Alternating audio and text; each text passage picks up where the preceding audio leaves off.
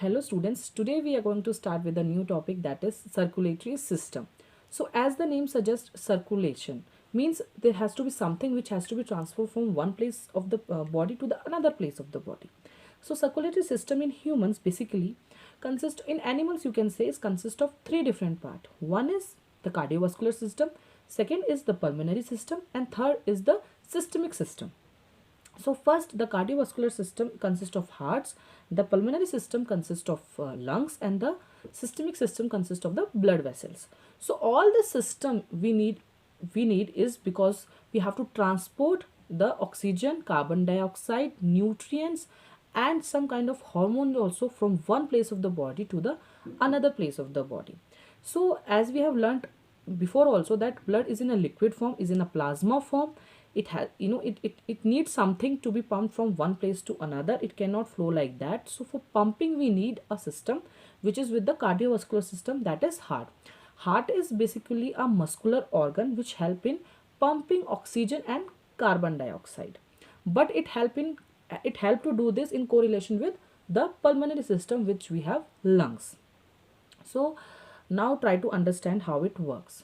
So CO2 is removed from our body. How we remove it? Through breathing. Like, we are taking in oxygen, removing in carbon dioxide. So this breathing and respiration helps is done where? In the lungs. So what happens is, firstly, the oxygen rich blood comes from lungs to the heart. And how it comes? Like, in from to the left atrium.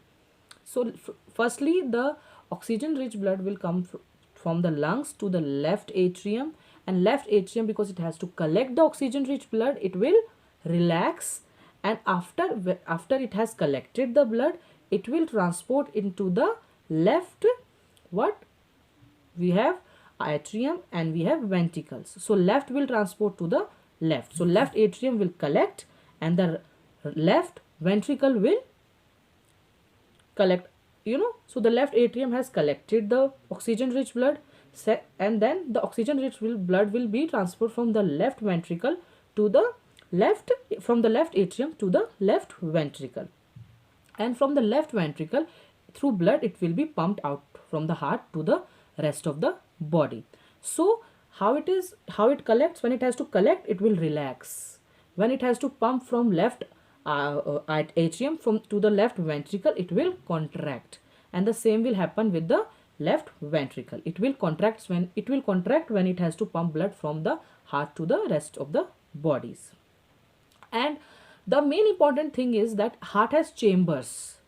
Because if we will put water, we will put soda, we will put other drinks, lemon, into the one box only, then it will mix. We will not be able to try to make out what was water, what was lemon, what was other drink. So the heart has to make out between the oxygenated and the deoxygenated blood. That why it has chambers. The heart is four chamber in humans basically. And it help to prevent, they have valves which help to prevent the mixing of the blood. So it is, the left ventricle is separate, the left arteries is separate, the right ventricle is separate, the right atrium is separate to carry oxygenated blood differently and to carry deoxygenated blood differently. So, and there is then the deoxygenated blood has to go to the lungs. Now the oxygenated blood from lungs has come to left atrium, then left ventricle, and then the rest part of the body.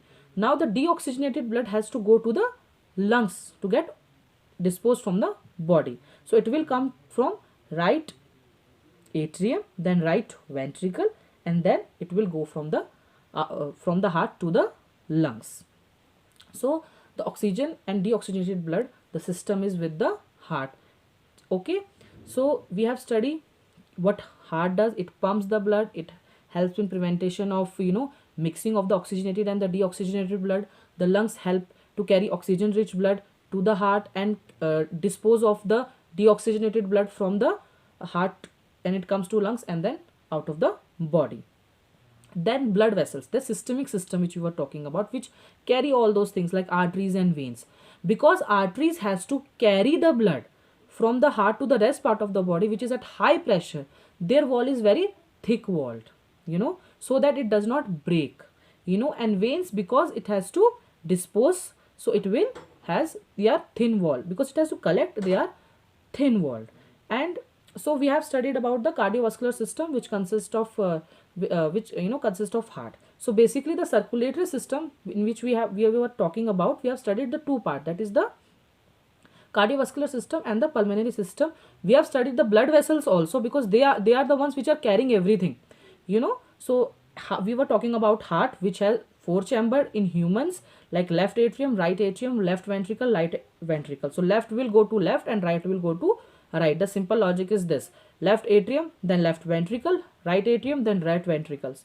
So left atrium will help to carry the oxygenated blood, and the you know ventricle will carry the deoxygenated blood. And all this will happen with the help of blood vessels, which are arteries and veins. Because veins carries deoxygenated blood, they will be in slightly bluish in color. Then we have, because if there's some leakage in the body and we need clotting, because vessels does have leakage, so for this clotting purpose what we have is platelets. That's why in some cases we say that platelets are going down, because the repairing system is basically going down, so we need platelets for that. So blood vessels also has platelets. Then there is the third system, but you have known about that, like humans has four chambered, like mammals have, some mammals have three chambered, which depends upon the temperature. उनका जो regulation है, that you know it depends upon the temperature. So they are three chambered.